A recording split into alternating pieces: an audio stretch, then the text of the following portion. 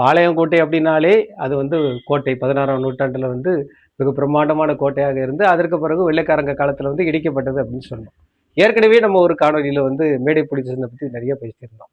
இன்னும் ஒரு கோட்டை வந்து அந்த ஊர்ல மிக பிரம்மாண்டமா இருக்கு. அதுதான் அரசு அருங்காட்சியகமா இன்னைக்கு இருக்கு. இந்த அரசு அருங்காட்சியகம் வந்து நம்ம திருநெல்வேலிக்கு கிடைச்ச ஒரு பொக்கிஷம்.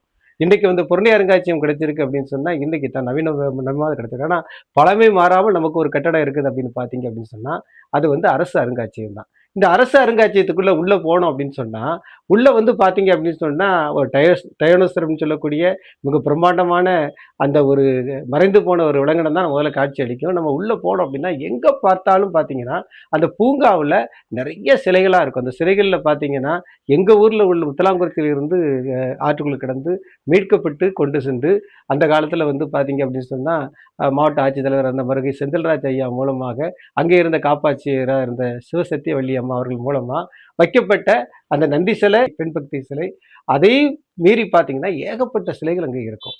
அதாவது பிற்கால பாண்டியன் சொல்லக்கூடிய வெட்டுப்பெருமாள் காலத்துல நடந்த போரை குறிக்கக்கூடிய நடுகள் கூட அங்க இருக்கிறத வந்து நம்ம பார்க்கலாம். இந்த மாதிரி ஏகப்பட்ட சிற்பங்கள் தலை வெட்டப்பட்டும் தலை வெட்டப்படாமலும் அங்க வந்து கிடைச்சிருக்கும். அது 16ஆம் நூற்றாண்டு 13ஆம் நூற்றாண்டு அப்படின்னு சொல்லி நடுகள் அப்படின்னு சொல்லி அங்க நிறைய இருக்கு. அது போக உள்ள போனீங்க அப்படின்னு சொன்னா முதல்ல வந்து மனிதன் ஆடை அணிந்தது எப்படி அப்படின்னு சொல்லி பொதிகையில் இருக்கக்கூடிய காணியின மக்கள் மர உரி, அதாவது மரத்தலான மரத்தோளிலால் ஆன உடை அணிந்து தலப்பாய் அணிந்த அந்த தலப்பாயும் உரியும் அங்கே வச்சிருக்காங்க.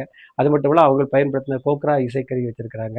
அது மட்டும் இல்லாமல் மக்கள் முற்காலத்தில் பயன்படுத்தின பல்லாங்குழி உள்பட ஒவ்வொரு பொருளாக வச்சிருக்காங்க. அது மட்டும் இல்லாமல் ஆதிச்சநல்லூர் பொருள் எங்க இருக்குன்னு தேடி அலைஞ்ச காலத்திலேயே நம்ம சொல்லக்கூடிய பழைய காலத்திலேயே ஆதிச்சநல்லூர் பொருள்களை இங்க வச்சு அங்க இருக்க கிடைச்ச பொதுமக்கள் தாலி உள்பட பல விஷயங்களை வந்து இந்த அருங்காட்சியகத்தில் தான் வச்சிருந்தாங்க. அந்த அருங்காட்சியகத்தில் தான் பார்த்தீங்கன்னா ஆதிச்சநல்லூர் பார்க்கணும், ஆதிச்சநல்லூர் பொருள் பார்க்கணும் அப்படின்னா இன்றைக்கு இருக்கக்கூடிய சைட் மியூசியம், இன்றைக்கு இருக்கக்கூடிய பொருள் அருங்காட்சியகம் இருப்பதற்கு முன்னால முன்னோடியாக இருந்ததுன்னா நெல்லை அரசு அருங்காட்சியகம் தான். இப்போ சமீபத்தில் பார்த்தீங்கன்னா அங்கே அருமையான, அதாவது மக்கள் உட்கார்ந்து அமர்ந்து பார்க்கக்கூடிய, கூட்டம் நடத்தக்கூடிய அருமையான விஷயங்கள்லாம் வச்சிருக்காங்க. இந்த இடத்துல பார்த்தீங்க அப்படின்னு சொன்னா கடந்த காலத்துல வந்து மிக பிரம்மாண்டமாக ஒவ்வொரு விஷயங்கள் நடந்துருந்துச்சு. கூட்டம் நடத்துவதெல்லாம் இங்கே தான் நடத்திக்கிட்டு இருந்தாங்க.